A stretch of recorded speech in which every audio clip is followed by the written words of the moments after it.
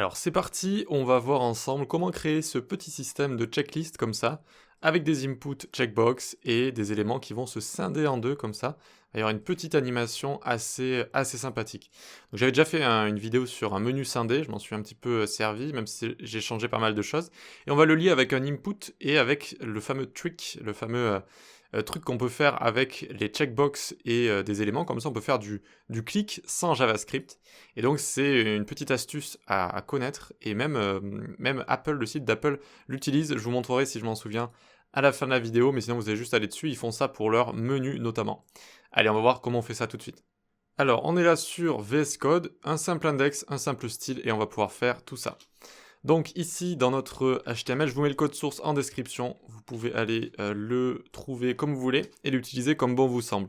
Alors ici on peut commencer par un formulaire, hop, pas d'action, on va juste se faire une création front juste ici. À l'intérieur, on peut faire une liste par exemple, vu qu'on va avoir une liste de checkbox, donc slice list par exemple. Ensuite à l'intérieur on aura des LI, slice list item, voilà, très bien. Et à l'intérieur j'aurai mon input, hashtag check1, et ce sera pas un type texte, ce sera un type checkbox, donc une petite box qu'on voudra cocher. Ensuite, en dessous, on aura le label qui sera lié à notre input avec un for check1 comme ça. Ok, à l'intérieur du label, là, ça va être un petit peu bizarre. On va aller chercher du pain, ou en anglais, c'est vrai que ça fait pain, la douleur. Mais ici, donc, c'est une liste de cours, donc du pain. Ensuite, à l'intérieur, sliced text, hop. Et à l'intérieur du span, on va encore envoyer pain comme ça. Alors, ça fait un peu bizarre, mais du coup, dans notre label ici, on a du texte, un span, et à l'intérieur encore un span comme ça. Et ça va vraiment nous servir à faire notre animation, et il faut qu'on le copie en plus, et qu'on le colle une deuxième fois. Donc en fait, ces deux éléments-là, c'est les éléments qui vont slider comme ça va couper, si vous voulez, l'élément, et lui, c'est le texte qui aura de base, qui va nous donner la hauteur et la largeur nécessaire, on le mettra en couleur transparent, donc on le mettra en transparent, et donc il sera derrière en transparent comme ça. Voilà. Ça paraît un petit peu bizarre, mais vous allez mieux comprendre un petit peu plus tard, vous inquiétez pas. Donc on peut copier celui-là, et une fois, deux fois, et puis j'avais écrit quoi ici? Fromage. Voilà, tac, tac, tac. Ici, ça va être check 2 pour le label et l'input. Tac, tac. Et ici, j'étais allé prendre des œufs, alors avec le OE comme ça. Ok, donc avant de créer les autres LI, juste notre label ici, on va lui mettre une classe de sliced anim. Ok, donc voilà ce que ça nous donne ici. Ok, pour l'instant c'est un petit peu étrange, mais vous allez voir que tout va nous servir. Donc on peut aller dans le style CSS, on a un simple reset, et puis un dégradé linéaire de blanc quasiment sur blanc, pas trop utile celui-là, et on va centrer tous nos éléments juste en dessous. Donc on commence avec la liste, slice list comme ça, alors je vais pouvoir agrandir, hop, vu qu'on est en CSS. Font size 60 pixels, voilà, text transform uppercase, voilà, très bien, et margin bottom 150 pixels. Ok, donc hop, on va avoir nos éléments qui passent en majuscule comme ça, qui sont un petit peu plus grands, tout va bien.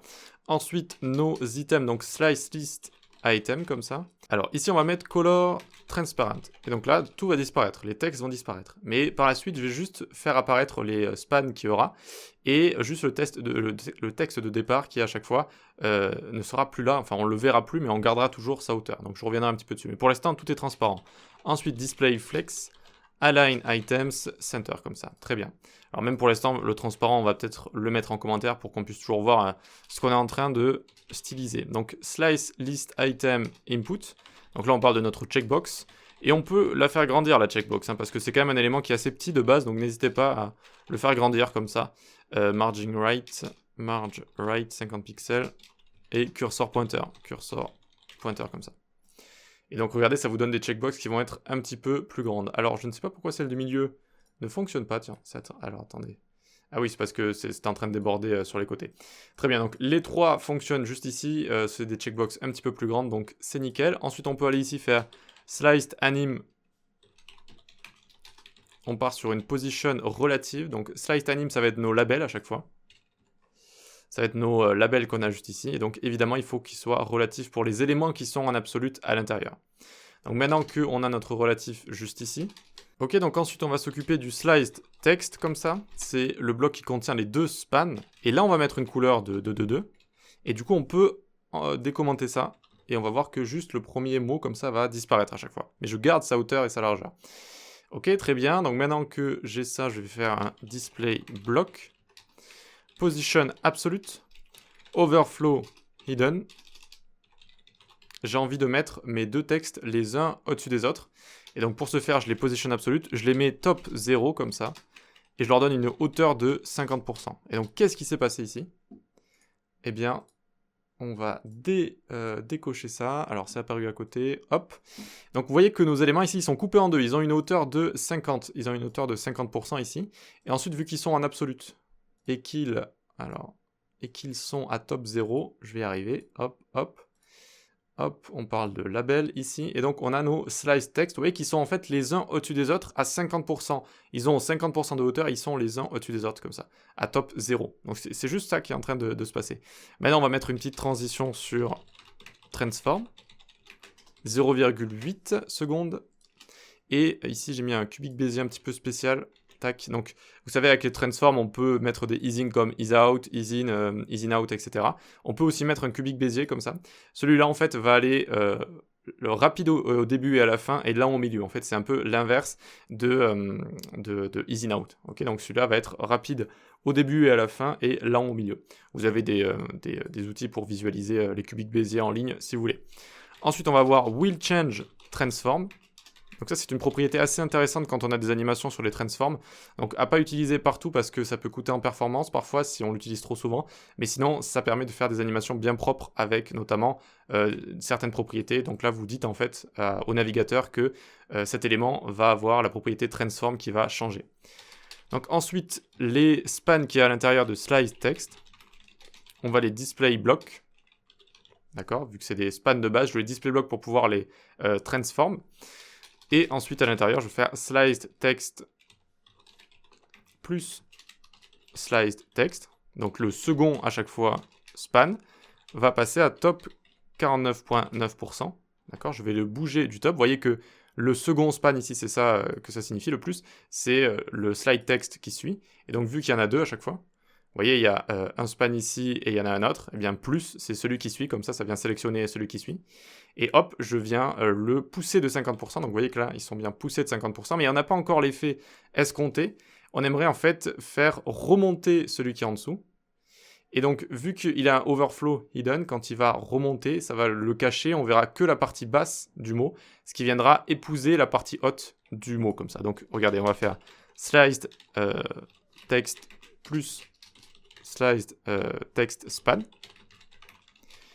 Et on va lui faire un simple transform translate y moins 50%. Et regardez, hop, on dirait qu'il y a un seul mot alors qu'il n'y a pas qu'un seul mot. Si je mets à moins 10% par exemple, il va toujours être ici. Regardez, je le fais remonter comme ça. Hop, hop, ça remonte. Et vu qu'il y a un overflow hidden, en fait, quand ça dépasse de son container, eh bien, ça s'efface tout simplement. Enfin, on ne le voit pas, on ne le voit pas, ça le cache. Et donc, à partir de 50, j'ai le bas du second span et j'ai le haut du premier span et donc ça me fait comme ça un mot complet. Et donc maintenant je peux faire mon animation avec mon input. Quand mon input est checked, quand il est checké, quand on a cliqué dessus, alors sliced anim.sliced text, ils vont skew, ils vont avoir une distorsion, skew sur quoi? Sur x de 10 degrés. Ok, donc on n'a plus qu'à tester ici, plus qu'à cliquer, on voit qu'on a notre effet où on dirait que les éléments sont coupés en deux, mais en fait c'est juste qu'il y a deux éléments qui ont une distorsion comme ça. Et donc vu qu'on a deux éléments qui ne sont pas en fait un seul et même élément, regardez si je passe dessus c'est bien deux éléments, on voit qu'il y a une distorsion sur les deux éléments et pas sur le même élément. C'est pour ça que ça fait cet effet où ils sont coupés en deux comme ça. Voilà, très bien, mais nous on aimerait peut-être avoir une ligne rouge au milieu qui se dessine quand on va couper tout ça. Donc ça c'est assez simple, on va venir ici faire sliced anim, before. Content vide pour instancier tout ça, on va se créer une ligne en fait. Donc display block, width 100%, vu que ce sera une ligne qui fera 100%, une hauteur là vous pouvez mettre un peu comme vous voulez, moi j'ai mis 5 pixels. Position absolute, top 49%, le 1% ce sera la taille de mon élément. Ensuite border radius 4 pixels, pour un petit peu de style. Ensuite FF2C5A ici, voilà pour notre trait rouge. Ensuite on va avoir un transform scale à l'intérieur 0. De base, on ne veut pas le voir, donc je le cache. Tac. Transition sur transform. Ça va durer 0,4 secondes. Et ease, comme ça. Très bien. Et un z-index de 100, juste pour la forme, juste pour que ce soit vraiment au-dessus de tout le monde. Et puis donc, pareil, quand je vais check mon input, je fais plus, donc l'élément sliced anim qui a après mon input, 2 points before. et je le transform scale 1. Et donc il va s'agrandir, la ligne va s'agrandir, et puis ça va donner un effet sympa. Regardez, hop, on a la ligne comme ça qui vient barrer le tout comme ça directement. Alors ici on pourrait peut-être mettre un will change transform également, ça nous permettrait d'avoir quelque chose d'un petit peu plus sympa je pense. Voilà, ouais, pour nos animations ce serait un petit peu plus sympa. Et donc on a vraiment un effet original comme ça où on va pouvoir avoir une liste qui va se couper en deux comme ça, grâce à notre checkbox, grâce à nos checkbox. Et donc, pas besoin de JS ici aussi. On peut le faire en pur CSS. Alors, ça ne veut pas dire qu'il faut tout faire en pur CSS, je ne sais pas ce que je cherche à faire, c'est juste que je vous montre des petites astuces comme ça. Et donc, avec les checkbox, c'est vrai que grâce à ces sélecteurs spéciaux, donc avec CSS comme ça, qui va sélectionner l'élément juste après, ici le sliced anim juste après par exemple, eh bien, on va pouvoir arriver à faire ce genre de choses. Et donc, Apple l'utilise aussi sur son site. Hein. Regardez, si je fais Apple... Donc là, je suis sur le site de Apple, je fais un clic droit inspecter ou juste j'ouvre la console, j'ouvre les DevTools, je vais dans Elements ici, et je fais un petit CTRL F, et je cherche Checkbox, et déjà j'en vois une, et regardez ce qu'ils ont mis dans l'ID, Menu State, et la classe c'est Menu State également, donc ici on ne la voit pas la Checkbox, mais en fait ça sert juste à cliquer dessus, et à faire cette animation de menu comme ça. Donc ça sert à changer le state du menu, c'est-à-dire le on-off, si vous voulez, le toggle va être changé grâce à notre input. Après en dessous je vois quand même qu'il y a des classes qui sont rajoutées, donc j'imagine qu'il y a aussi du JS pour arriver à faire ce genre de choses, mais c'est assez rigolo de voir que même le site d'Apple eh bien, utilise ce genre de petites astuces comme ça avec une checkbox en CSS. Voilà, j'espère que ça vous a plu, c'est toujours intéressant de faire comme ça ce petit genre de projet pour pouvoir découvrir toutes les possibilités des propriétés et de leurs valeurs. Allez, on se dit à la prochaine, venez sur le Discord, la newsletter, suivez mes cours et ciao!